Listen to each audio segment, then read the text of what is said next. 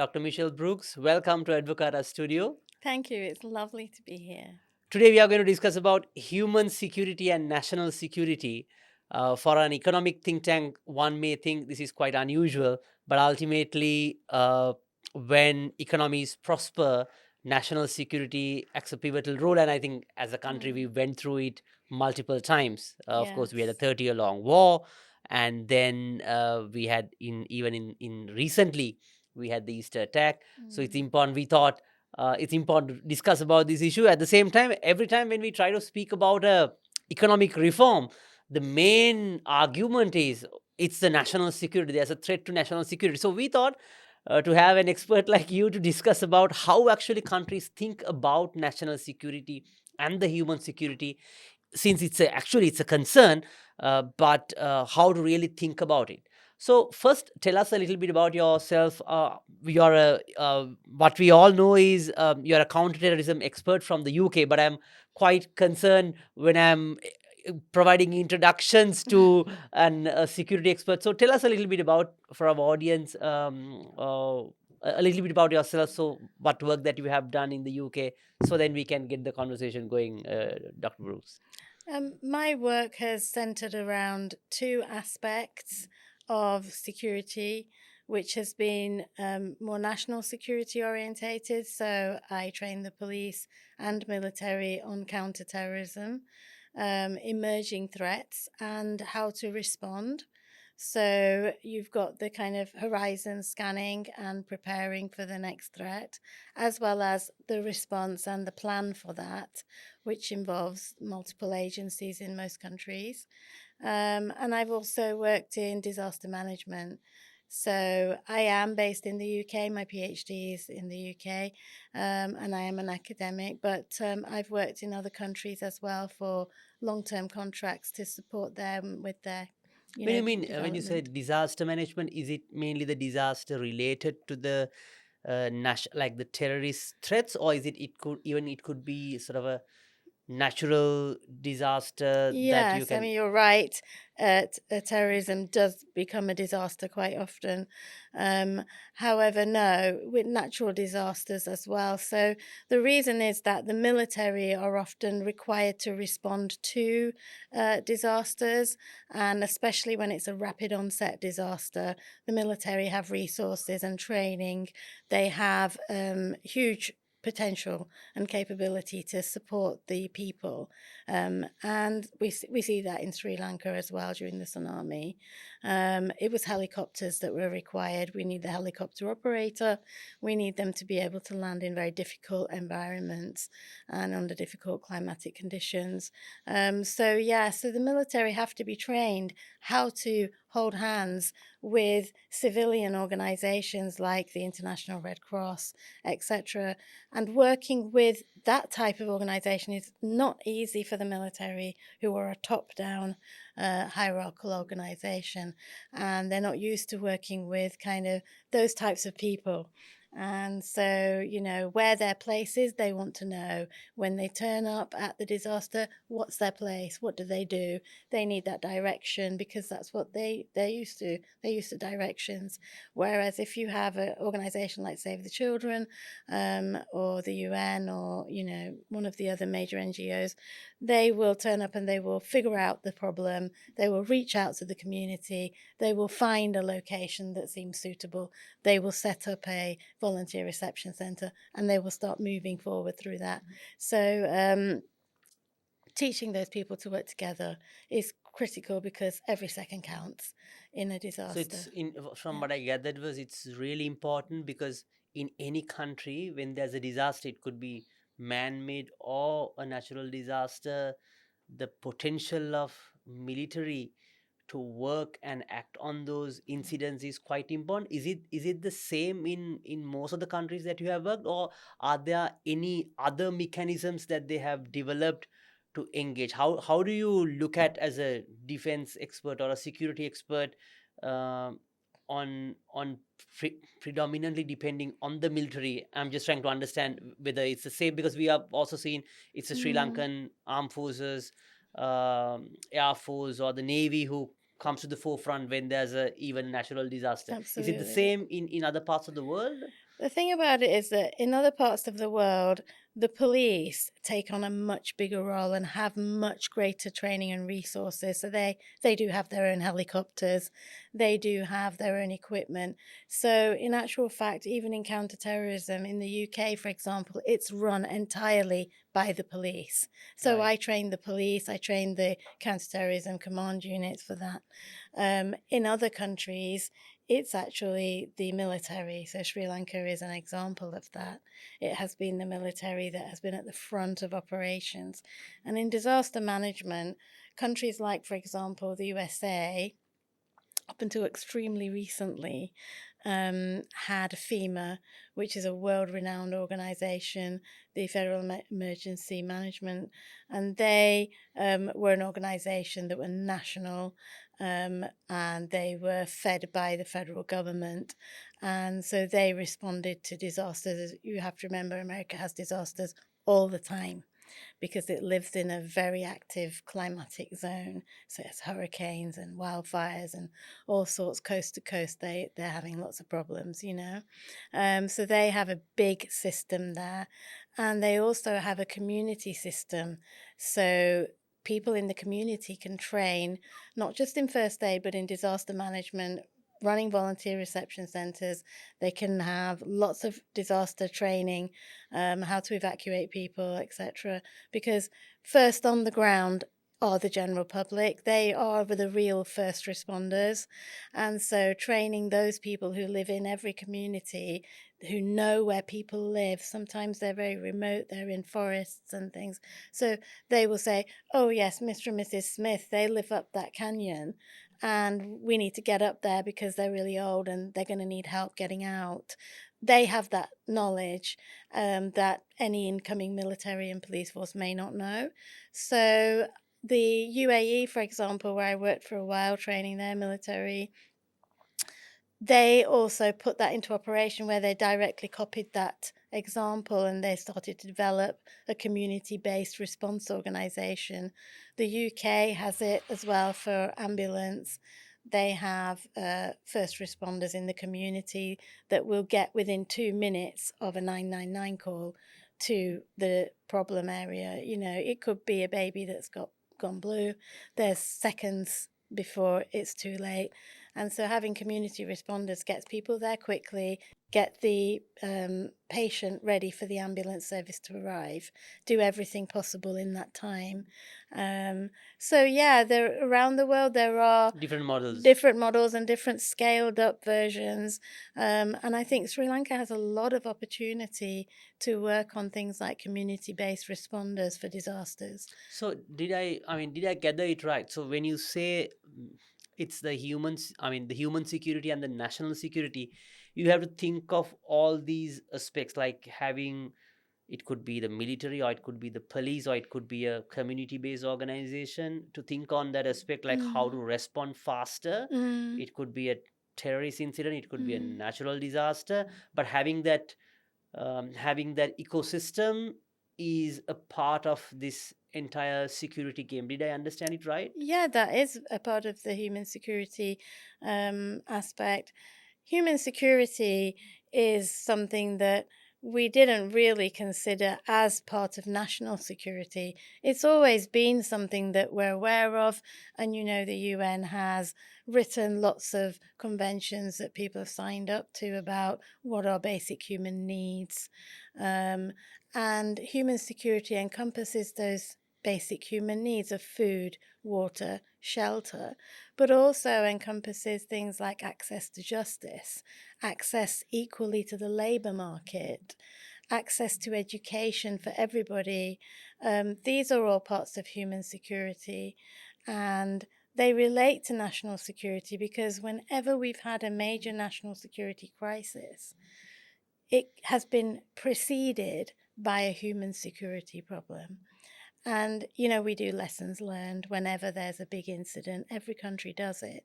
And when you start tracing back, when you start walking back the incident right at the beginning, is a human security problem that we could have addressed, that we could have dealt with, and that would have stopped the incident decimating the economy, taking us back 10 years in development. We could have stopped. So these are why lessons learned are important. And it's why now countries are mainstreaming human security into their thinking and attention and funding for national security concerns, because you'll never get secure borders if the people inside the country are not secure. Hmm. We've learned that, Yeah, haven't we? And I think, absolutely. in the last 20 years, every major country of the world has learned that lesson. And in a globalized transnational community, even families that are transnational now, most families are transnational, and they also have connections in other countries, other influences. Sometimes they can be extremist. Our borders in Sri Lanka are not the only concern for national security.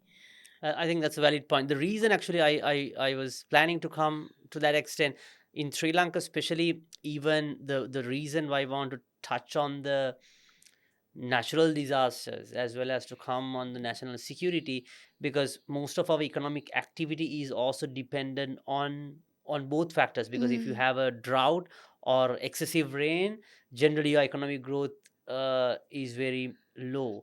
At the mm, same time, our tourism industry also, after a country which has gone through default, you depend quite a lot on for dollars on absolutely. tourism industry, and that's very sensitive for terrorist risk. Mm, And the point that you brought in, like, now also we all have quite diverse families with different members living in different parts of the world, mm, family connections. It's not, I mean, it's easily get to the border if your people inside the country is not protected. I mean, if that human security angle is not assured, you really mm, cannot assure it at the border. And Sri Lanka being an island, mm, but I'm sure when you share borders at the land, it probably becomes more complicated. mm. But getting onto the thinking of on an academic point on the national security and human security, is there a way that we should think about it?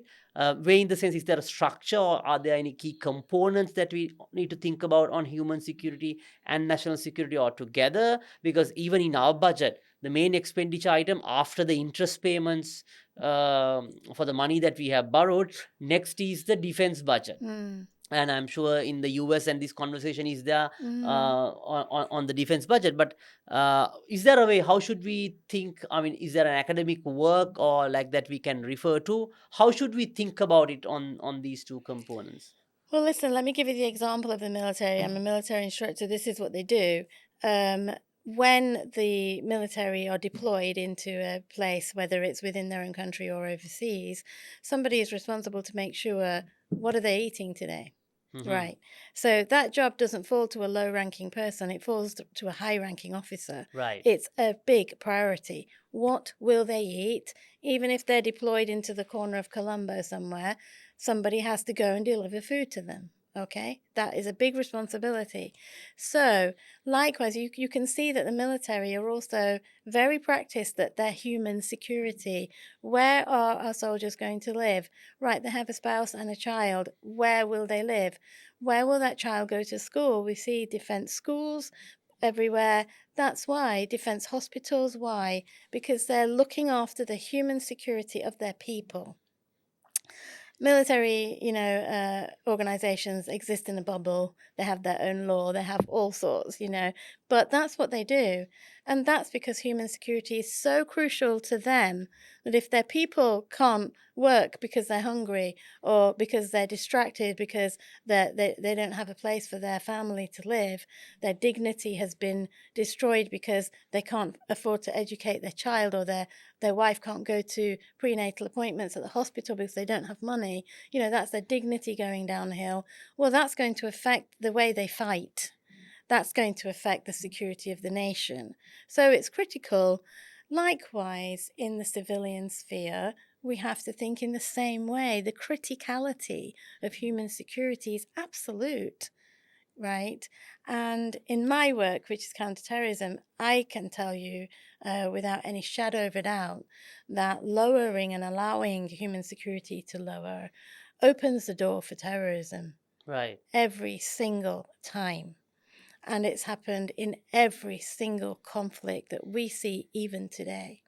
How does it, can you, I understand the connection, but can you go take us one step further?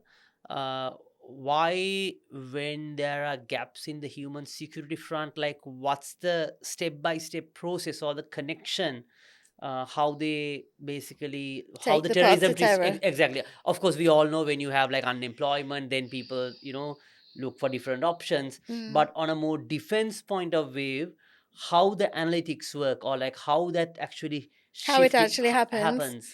I'll tell you. So, for example, we saw it in the UK, and it was astonishing for government. They are frequently astonished because they frequently have no relationship with the people, and so they're frequently surprised by things.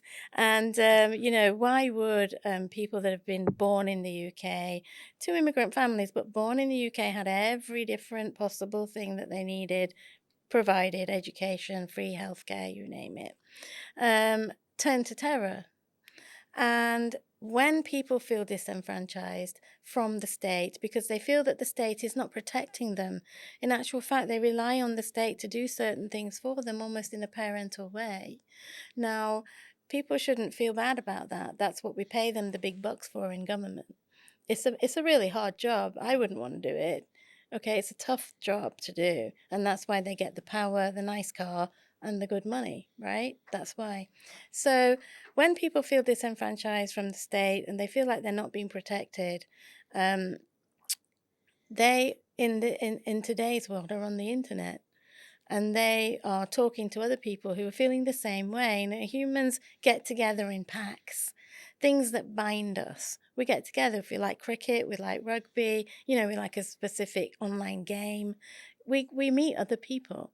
So you start to meet other people who are also disenchanted with the situation easily. You only have to post something on Facebook, and 50 people will reply saying, yeah, me too. Me too. Absolutely. That's how I feel. Suddenly, you've got a community building. When that happens, terrorist organizations are deliberately and intentionally trawling the internet, looking for those people. They are not accidentally coming across them. They Right. are searching for them, and they're very, very good at it.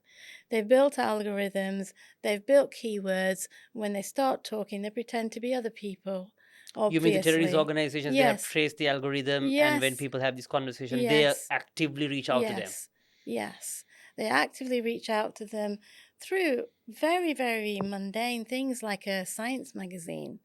There were science magazine with just engineers chatting away about things. Um, and they reached out to people like that. Why? They actually do need engineers in the terrorist organizations. They're looking for people like that. That's quite The most boring people, like, I don't know, I hate to say it, I know that people will be angry with me, but people that fly planes and interested in planes and stuff, well, actually, they really needed those before 9/11. They were out there looking for them. yeah. People that were interested, people that they could put into the USA to train how to fly an aircraft. That's interesting, because I mean, it connects quite well with Sri Lankan story. I mean, the Mm, LTTE, they had mm. aircrafts. I mean, they They had had an done Army, Navy, and the Air Force. Army, Navy, and Yeah. Air Force. Even if you look at the Easter attack, I Mm, mean, these the suicided bombers were coming mm. from somewhat, I would say, quite privileged Mm, families. They have educated, mm, so it's quite interesting to know that these mm, conversations happen in a subtle way, mm. that your terrorist organizations, I Very mean, much so. And where you have things like the Easter bombings, for example, there was that religious component there, you know. mhm, And so bonding over something like religion, which is, a peaceful thing in your life, it's something that brings great peace to your life, right? Um, and so bonding over something like that, and then starting to build a picture of dissent, of why it's nice, but it's not that nice because of the government. mhm, Yes. Oh, it's not that nice because of the other religions in the country. mhm. you know. Um, and so that's how it works. They're not out there just accidentally getting in touch with terrorists. These people are looking for them. They are out there. That is their job, and they're really, really good at it. And they can reach out to your children very, very easily. And I've given a lot of talks in school because my kids were also in school up until a few years ago, and I realized the culture and the vulnerability that they had. And we had a lot of people sneaking off to Syria from the UK from schools. They were 15 years old. So coming back to your you know initial point, you mentioned the state has to, you know, take care of your citizens in a way like a parent do in certain instances. So do mm, you mean, like, on your question, like the UK government like provides healthcare and many other services, of course, at a much, I mean, of a very high tax bill. mm, So mm, with providing all those facilities, even in Sri mm, Lanka, like you provide free healthcare, free education, why still people then move? You mentioned disconnect. Like, what else the mm. government can do? I mean, you are providing. I mean, in our case, you give uniform, you give education, everything. But still, so then what is missing in this puzzle? Well, this is the thing, and I think there's a lot of this kind of fatigue in society that, oh, we're doing so much and look at the Mm-hmm. tax bill, Mm-hmm. and that's definitely true, but that's what it takes. And there's no point, there's nobody here to apologize for it. That's what it takes. It's a really big job, it's a really big problem, and it's out there. And so we have to address it. And yes, we're asking a lot from government. Um, yes, we are. But the job is big. It's a big job and it takes a lot. So in the UK, we're following thousands of people every day. When we see a problem, universities, for example, are a big kind of area where the government is concerned about terrorism because of the age group of the people at the university, their growing need to find something to belonging to. Um, they put a lot of resources in. We have a referral program so that if somebody becomes concerned about anybody, they can refer them to a program where they're given a job, they're helped with whatever problems they've got, and they address all these facets of life, the really boring facets of life, but they get that person back on side with the state, you know? Right. And it's important because you need to show your people that you're carrying them with you. This isn't just about international trade policy. This isn't just about how we respond to the tariffs in the USA. You know, some people here, they don't really even think about tariffs because they're wondering what they're going to be able to eat tonight with the very small amount of food that they've got in their cupboard, right? And so those people are, in fact, still in the majority in Sri Lanka. And I think the rural poor are the biggest part of the electorate and the population. And so, whilst we have to attend to those really big questions in international trade and the economy, we have to still carry along the people with us who have lost hope because they think they're not going to get a job when they leave school. So, what's the point of carrying on with school?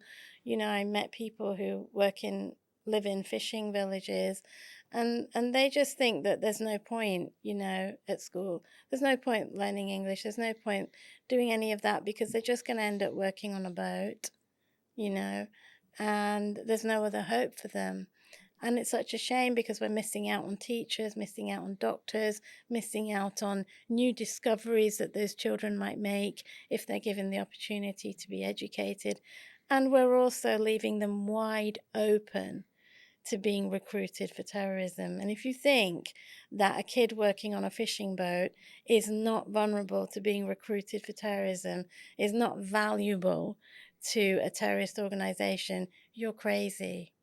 Because one of the things we've seen in Sri Lanka has been the upsurge in narcotics movement around our maritime borders.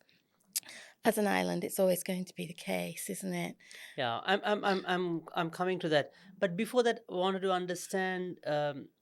Want to shift gears onto the counterterrorism measures. Like, the episodes that we know is what we had in Sri Lanka, and I mean there are different definitions being provided. It's an ethnic issue, and that's Mm. some discrimination that took place initially was what basically fueled the conflict.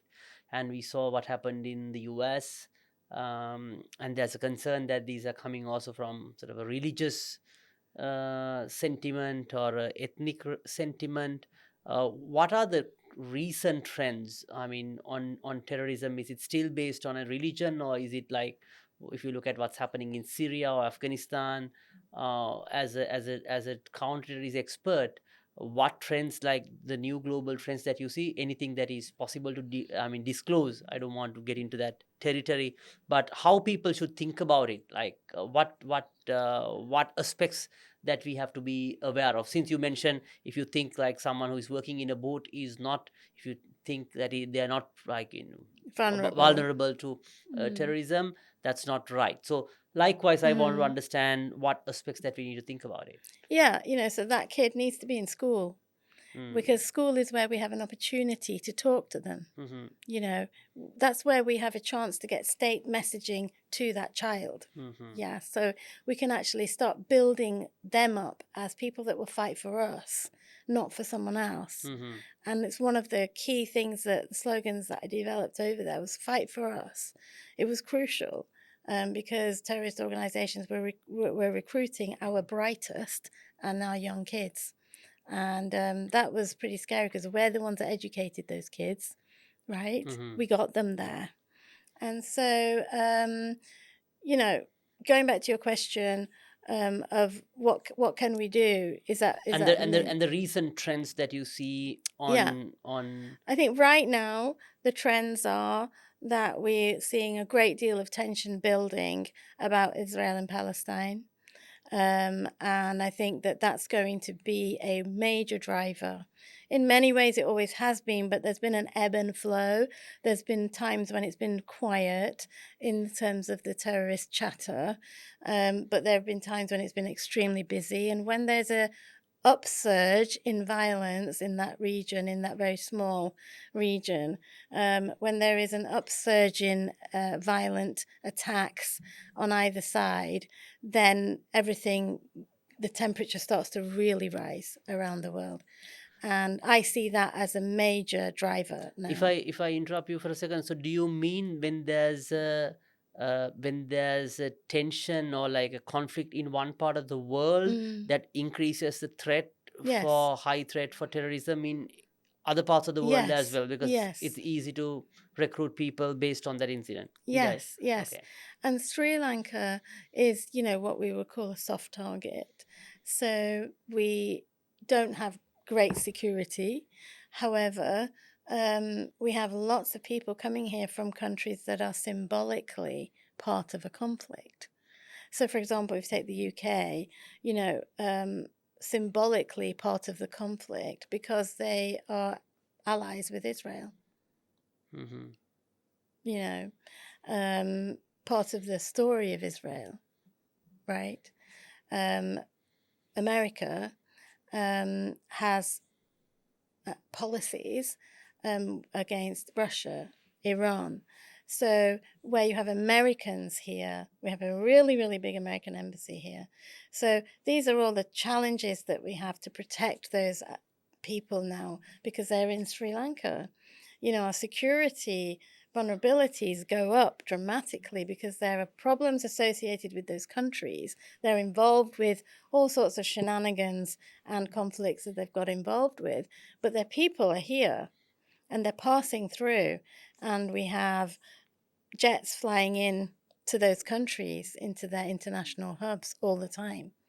And so, as a security, specialist, as an operator, that's what I'm looking at all the time. I'm looking at that, and that's what you would be expecting to see. So for Sri Lanka, there are a great deal of threats. Sri Lanka must remain that country that's a hub for those people. It must be able to attract tourists from Israel and Palestine and wherever. It has to be able to buy fuel if it's buying fuel from countries that, have conflicts with other countries. It needs that. We need fuel at the fuel pump here. End of story, right? So it has to tread that fine line. But that's why human security is really, really crucial, because it's our people that get reached. It's our people working in the airport. It's our people that will get, scapegoated and used for these different illegal activities. So educating our own people to be vigilant, to know when they're being groomed for something, to understand that people are out there looking for us. They're interested in us, not because they care about us, but because they want to use us for their own illegal activities. Understanding that, it's very similar to the way we've taught children how to avoid sexual grooming online. Big problem. The whole world's been through that, right? Including Sri Lanka. Addressing it by educating children on how to know when that's happening online, and how to talk to somebody, a teacher or a parent, and say this happened, because you recognize as a child that something wrong just happened. Mm-hmm. And that's the thing with terrorism online, is understanding when something wrong has happened. When you were talking about something mundane in engineering and somebody else started talking about terrorism, that's not where you were going with the conversation, but it's where you ended up. Got it. So far, what I gathered was it's important that we focus on the human security, because otherwise you are increasing the threats on terrorism. Because if you are not educating your children, if you are not providing the basic, I mean, if you really do not have the ecosystem for those basic facilities, we are increasing the threat for terrorism in Yeah, I mean, it comes multifolds. to really basic things like Thing, famine. family. Famine, when we have seen famine start in the Yemen, for example, Mm-hmm. we saw the growth of violence there, and we've seen Al-Shabaab, organizations like that, become really, really powerful, because they offered education when the education system failed, because the country fell into a famine. People couldn't live at home. They had to go and live in camps, because disaster organizations can't go to every single home in a country and give a food pack 3 times a day. So everybody has to come to a center, and that's where resources and food, water, shelter, everything goes in. Medical care from the NGOs will go into one place. Everybody comes there. That's a camp. So when people did that, the schools were empty. Mm-hmm. Okay. So when schools broke down, organizations like Al-Shabaab started offering education. We'll educate your kids. We'll give you food. We'll help you. Suddenly, with an absent government, the people turned to the only people that were offering help. And Al-Shabaab grew an army in the Yemen. And that's what we're talking about now, and it's now in a conflict. And so, understanding that human security is crucial, preventing famine is crucial, that has to be seen as a national security potential. If we do that to our people, it's not just that they're going to be hungry, it's that they're going to be vulnerable to terrorism, and that is a national security crisis. I think you brought the conversation to a valid point, because as advocata, what we have been basically saying, you should have a strong government, but also a small government, because when you spend your energy on a lot of unnecessary issues, you really cannot provide the core. And just because you become as a government in size and in volume, just becomes you bigger and bigger, necessarily doesn't mean that you're becoming stronger That and you're doing stronger. more. Exactly. So you have to focus your strengths into selected area. National security is something that not anyone, I mean, not anyone in the sense, not the private sector can provide. So you have to focus on that. But when you're thinking about that national security aspects, that you have to think on the education front, and even avoiding things like famine, because that's where it's important. You bring down your food prices. You have the variety of food, because those are the things that can avoid these sorts That's of right. And if you situations. walk back the Aragalaya, walk it right back, people had started to starve in Sri Lanka. Now, I'm 52 years old. In my living memory, I don't remember people starving. Maybe I was just clueless when I was young, but I don't remember. I don't know if you do. I don't Even you remember. cannot even imagine a situation, because you are not, No. you're not open to that. Yeah. I think. And that happened. People were down to 1 meal a day, and even today, a lot of people are down to 1 meal a day. But, it's improving. And don't forget that those things did happen before. Got it. And when you have a human security crisis and people start protesting on the street, the government often has to respond with military solution. Mm-hmm. So you start off with just a protest about a civilian issue, but what's the response? The response is military hardware on the streets.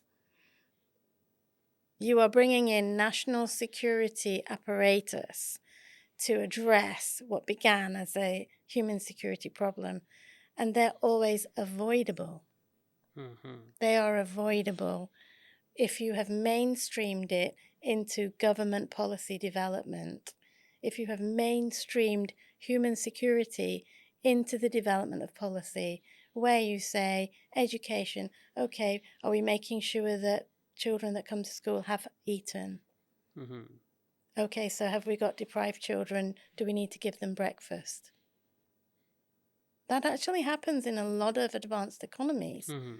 Where they get breakfast if they haven't got money, and if they, have got some kind of categorization, they get given breakfast. Because how can you expect a child to study? I don't know, my children couldn't breathe if they weren't eating, These are the joined up approaches, and that's what policymakers talk about, joined up thinking. And that's joined up thinking. It's safeguarding communities at the same time understanding the threats on the horizon for national security if you don't. Got it. At the same time, I want to, play the devil's advocate role here. Generally, especially on these terrorist threats, and even if you take the example of Argale, what happened in Sri Lanka, there's also a counter narrative saying these are conspiracies, Mm, where foreign governments, of course, with their intelligence, mm, they conspire these things. mm. Uh, how true is that? And what's your view as a defense expert? I would say that most governments I've ever researched and known are involved with underhand, outrageous activities to destabilize other countries. And it's really stupid to defend it and say, no, no, they don't. Of course they do. History has taught us that. Even if it takes 30 years for papers to be released and unsealed so that we can read, like we're just reading the JFK papers in the USA, right? The truth comes out. And we've learned a lot, haven't we, about the underhanded behavior of countries like the USA, the UK, China, Russia. They're all at it. Of course they are. Mm-hmm. And you are playing that game. That's the playing field you're on with every country. Absolutely absurd to think that Sri Lanka also doesn't do it. It's been schooled in that political climate. That's what they do. And so are there conspiracies and stuff like that? Yeah, of course there are.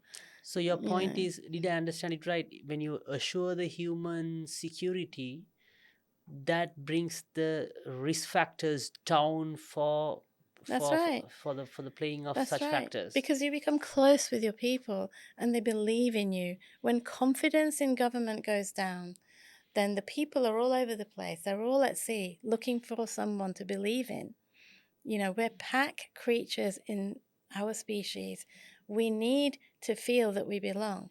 And when you leave people out there alone, without food, without access to justice, without the help they need to navigate a very complex arena, which is the justice system. That's why we provide free representation. These people can't even talk to a judge. They don't know the jargon. The judges won't even hear them sometimes. In the UK, it's like that. You've got to be at a certain level of Mm-hmm. law to address a judge directly, right? And so it's really important that they have that access to justice. They only have it if they have free representation. The reduction of that, which has happened in the UK, they have reduced the legal aid for people, is reducing human security, and people feel it. They might not be in a problem, But they know that if they were, there's nobody to help them. That makes them fearful. And one of the key aspects of human security, if you read about it, is freedom from fear. Very interesting, Dr. Brooks. Also, I'm always amazed how this financing mechanism works for terrorist organizations. Can you shed some light, being a counterterrorism expert? How does it work? Like, why people fund terrorist organizations? I understand you explained how vulnerable your kids are and how they subtly reach out to you. For engineers, your pilots, everyone is a target for them Mm. to get them absorbed to their vision or mission. But how is the financing mechanism works? Well, the funding of terrorism is quite complex, but following the money is a key aspect. Mm-hmm. So, I'll give you an example of the funding of terrorism. Al Qaeda Mm-hmm. used to export products. It used to be involved in the export of products because it would charge a tax. Right. So there was a product coming into the UK called Khat, Khat. It's a shrub that they chew, and it actually releases an amphetamine after about 2 hours of chewing. Um, and it was coming into the UK as a herb, but it was decimating their community. They couldn't hold down a job. They were insomniacs. They were having liver transplants. It was decimating the community, but it was a legal thing coming in to the UK. When I traced it back, I was asked to work on it. I found that actually Al Qaeda had set up an illegal post, but perfectly without, any opposition whatsoever, on the road where the trucks were bringing it to the airport, and then they charged a tax. The criminalisation and the prevention of import to the UK of that single thing took 1.1 million US dollars in tax a month out of Al Qaeda's budget. Mm-hmm. So you you look for the ways in which terrorism is funded and you suffocate it. Because if you don't, they're coming for your children.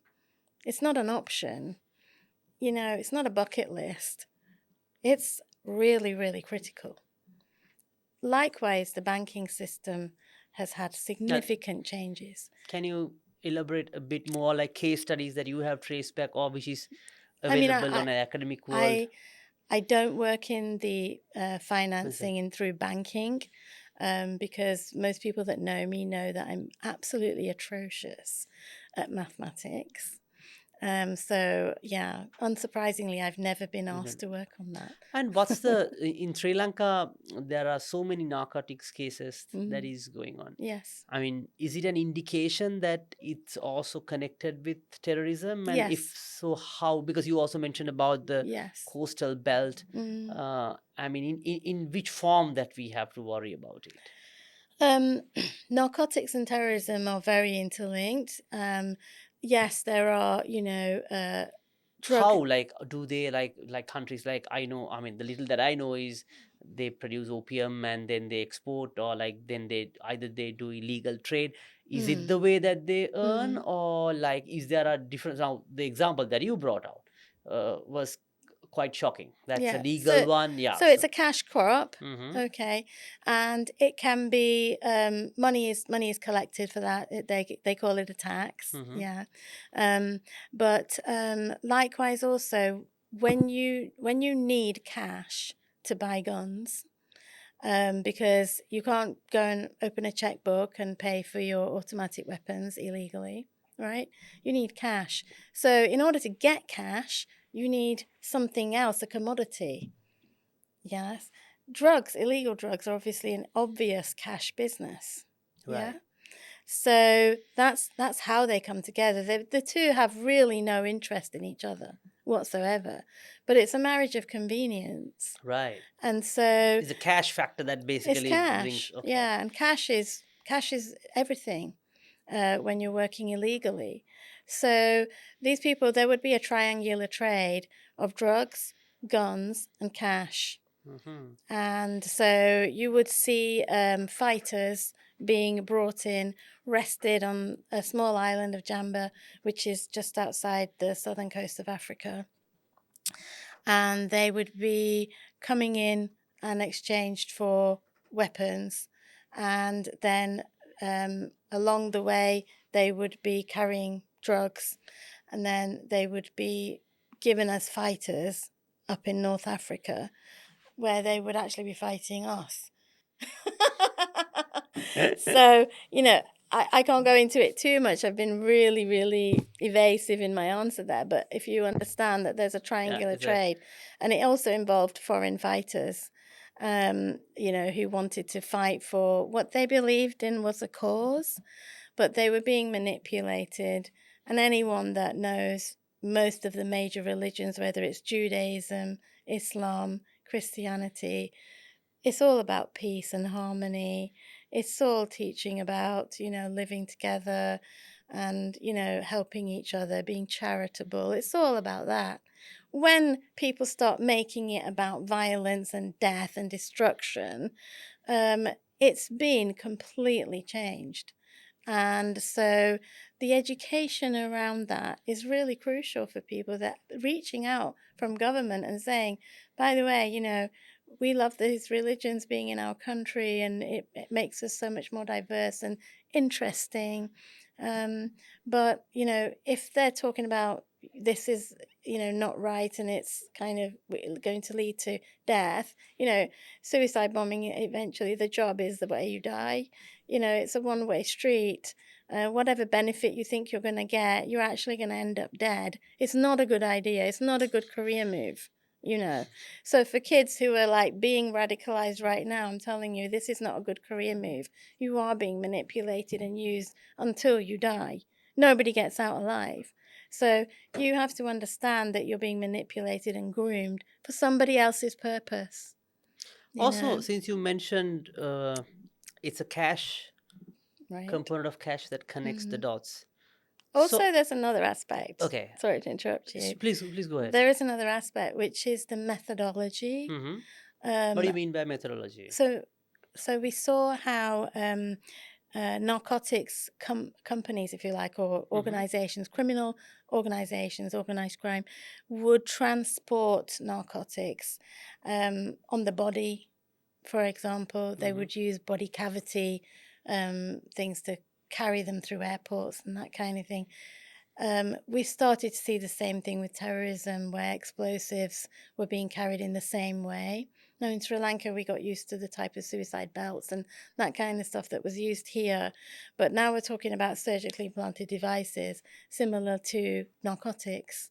Yes. So they started to borrow from lessons in narcotics about how to move product. And that's why you're seeing a massive upsurge in maritime narcotics movements. What I'm saying to you is that you should also be mindful that terrorists are watching lessons from narcotics about how to move illegal commodities under the very noses of the government and government forces. So where you're seeing narcotics coming into Sri Lanka and being picked up by the Navy with their excellent work, you must be aware also that in the same way, explosives and munitions and foreign fighters could be being brought in. I think that's quite interesting. Also, I'm coming back to the same point. Now, if the connection is cash between guns and narcotics, and yes, guns and narcotics, what about, because this ammunition has to be developed in a quite a high tech environment, because these are quite You mean explosives? explosive. Things, yeah. So do you mean that, how do they basically buy it? Is it a cash business? And like, because there are few companies, I'm sure there are a lot of illegal manufacturing as well, but how can't we trace it on that front? Because that's a common man's question. Okay, why? Because ultimately they have to have those explosives, and you can trace on the compounds and the supporting ecosystem. How do you respond to that? That's definitely true for some explosives. And so that's why terrorist organizations have kind of gone a bit rogue and they developed ways of creating things using household products, Hmm. impossible to trace, you know. And so what you have to remember is that we have to reach our children and ask and say to them, don't fight for other people, fight for us, because we're still fighting. We need you. We grew you, we protected you, we educated you, we fought for you in Parliament for your rights, and we are here for you. You're our future. Fight for us. And I encourage any child that wants to have a go with an automatic weapon, join the military. You're going to have lots and lots and lots of time with automatic weapons there. You know, fight for us, wear our uniform, because we'll look after you. And we are who you're from. We are your brothers and sisters, not these people far away, you know. And that's how we have to give messaging and educate our children and turn their hearts and minds back to where they should be, which is back to their families, which is right here in Sri Lanka. Also wanted to slowly pivot, if you're allowed to speak, on the geopolitical security threats as well. How a country should think about it, or is there a framework to think about it, with, again, with coming more border restrictions, visa regulations, having at the same time quite diverse cosmopolitan families in the Mm, world.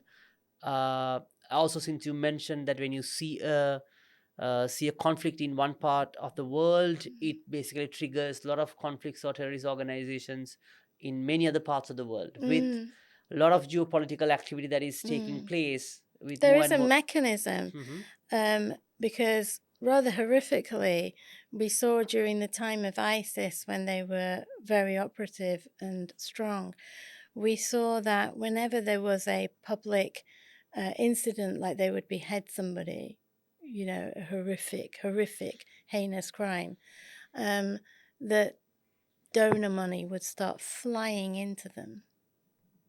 There was a direct relationship. You see, they do that stuff all the time in some places in the world. It's a completely normal type of punishment. And to be fair, it was in the UK as well, many hundreds of years ago. You know, Right. even the king beheaded his wife just to remarry. You know, it wasn't. It's become in advanced economies an outrage, but they televised it and they publicized it, um, which horrified people. But it actually emboldened some people. We can't understand this because it's not the way you and I think. We can't imagine why that would happen, but money starts flying in to the terrorist organizations. So we have to understand the mentality, not just of them, but of their supporters. And that's why terror acts around the world, the changed legislation, also includes those who support terrorism. They are the bigger group, in actual fact. And so there is that aspect where, in actual fact, when these things happen, money starts floating in. And I think that that was possibly what happened here as well with the LTTE. Got it. At the Mm, same time, wanted to understand the potential threats for Sri Lanka. mm, Are you in a position to comment, or how, as a country, we should think about it? Because while we have quite a significant allocation from our national budget on defense, there's a conversation whether are we spending on the right thing. I mean, we mm, have a big cadre. Whether is it the human power that we require, or being an island at a strategic location, whether it's a technological infrastructure that we need to do, or whether it's a navy that we have to invest in, mm. rather than the investment, whether are we investing on the right thing is a question. So how do you see it with the information that you have? Look, I think that these questions are being actually asked all over the world right now. Hmm. And we all went through a stage where defence was shrunk in the UK, and you know, and now it's kind of expanding again, but in different ways, in new ways. For Sri Lanka, maritime power will always be important. It's in a strategic, geopolitically active area. And not only that, internally, there has been a great deal of investment from its surrounding countries that themselves don't really like each other and wish to surveil each other every living moment. So Sri Lanka is kind of really in the middle of it all, in a crucible, trying to just survive and get through a major economic crisis, which we're still in, Yeah. right? Yeah. And will be for a duration. I think that for Sri Lanka, the threats will be foreign conflicts that are occurring because we have everybody here from every country, and that's a great thing. That's a beautiful thing for Sri Lanka, okay? And having a non-aligned political path has, greatly helped the world to understand what is Sri Lanka doing. It's talking to the Iranians, it's talking to the Russians, it's talking to these people. Well, that's because of this non-aligned policy. But I do think that Sri Lanka has threats, and I've talked about this before, and I talked about it before the 2019 attacks. And a lot of people said, no, no, no, oh no, we've had our war. We won the war. We won the war. And that whole kind of finality about it. I respect the fact that everybody needed it to end, of course, and everyone was, you know, extremely happy that it ended, but it wasn't the only thing. And now I think that when you mention the size of the military, of course it has to change. But I think that the military has to not just reduce in size here, but it has to upskill in capability.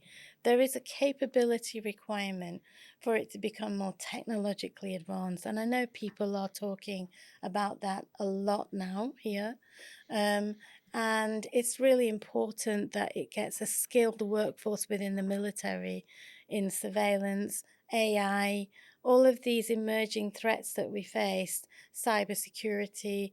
We'll see more hacking, we'll see more, attacks on government and attacks on private industry if we don't get it together with this technological emerging threat. And with that comes the human security issue of digital sovereignty. And it comes also with purposeful education. So education, because we know that we have a capability requirement. So we should be thinking, how can we educate our kids to fit this capability requirement?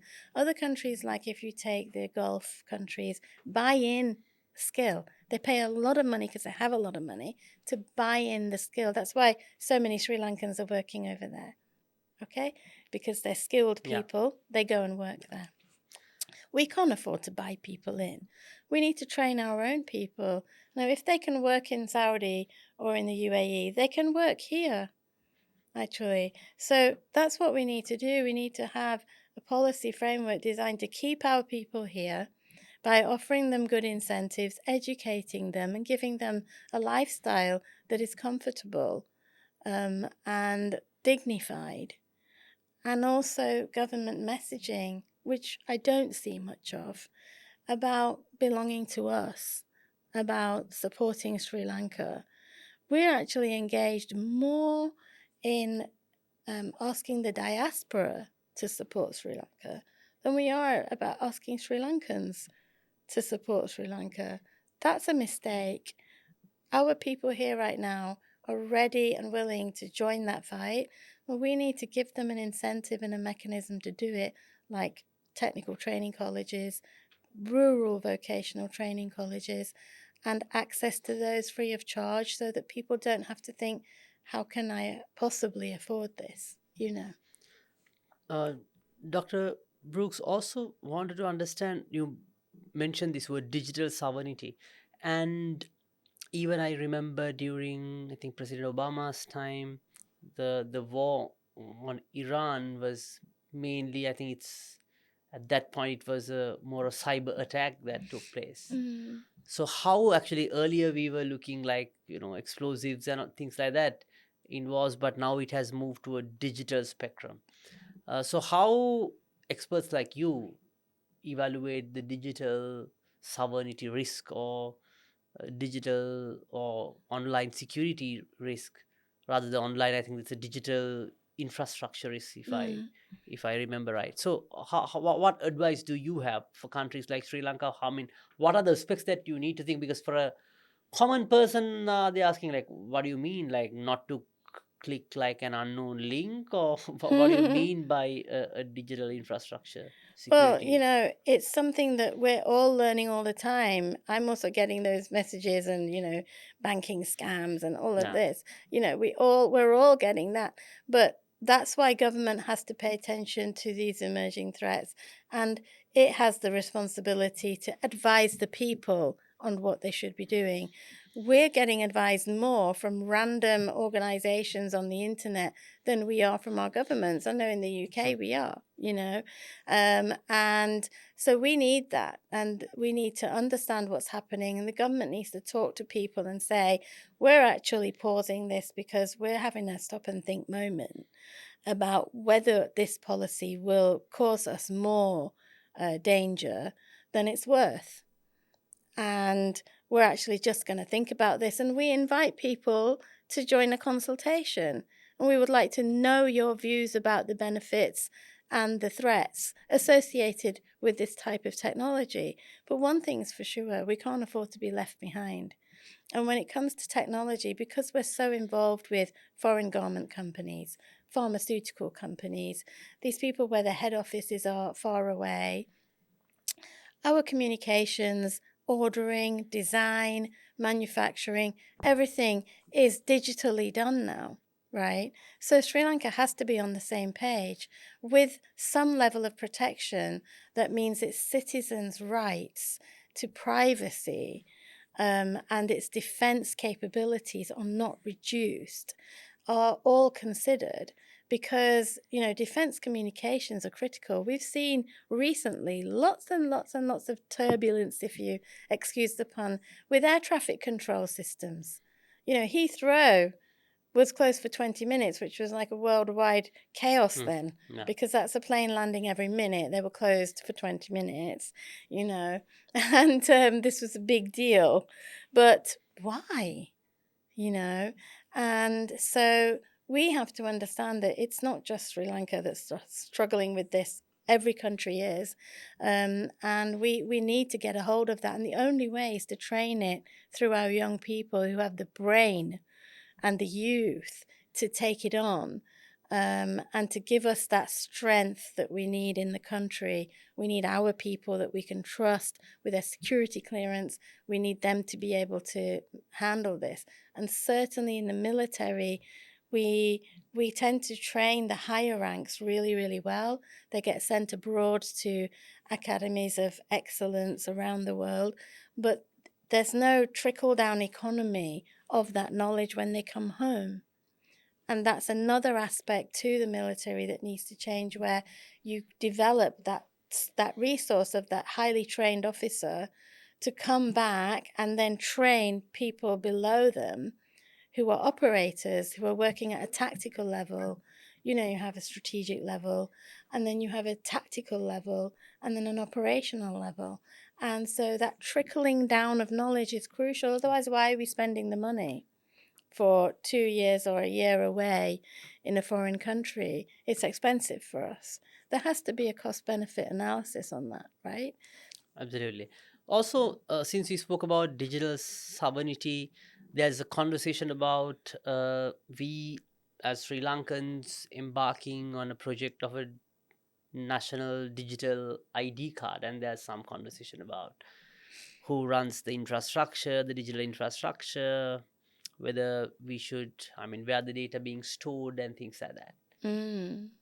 Do you have any advice or any thought, like how other countries have thought about it, and on a more national security, human security point of view, additionally to that data privacy, Mhm. what aspects that we need to think about on the digital sovereignty front? It's another case of the fact that the rest of the world is doing it. Okay. If you fly into the UAE, when I was flying out of Abu Dhabi, they've got my retina scan. I don't even have to show my passport anymore. I just walk through it, looks at my eye, and off I go. So I've got that country's got my retina scan. The UK's got my facial scan. Someone else has got my fingerprint. You know, Who hasn't got data on me? And if you travel globally, you know that, As far as a digital ID, the country does have to go digital so that it can actually understand its people and what they're doing. And also for taxation, bringing people into the formal economy means that you have to understand what they're doing. Of course, countries do go overboard sometimes with this, but I think for Sri Lanka, I mean, ID cards, the UK, absolutely everybody hates the idea. They just hate it. And it's a very cultural and emotional decision of the people, but they hate the idea. But we already have a driving license, which has everything about us on it and our photograph, and the police can literally just tap in our car number and up comes absolutely everything about us. So I think that, having a digital ID is going to be something that happens organically anyway. I do think it's right to consider, where is the data held? Is it secure? Could it ever come into the hands of a private company? And because Sri Lanka has gone through this whole revolution about corruption, Yeah. and its confidence in politics is low in general over time. Yeah. I think that that's what people here would legitimately be afraid of. Who's going to have access and what are they going to do with it?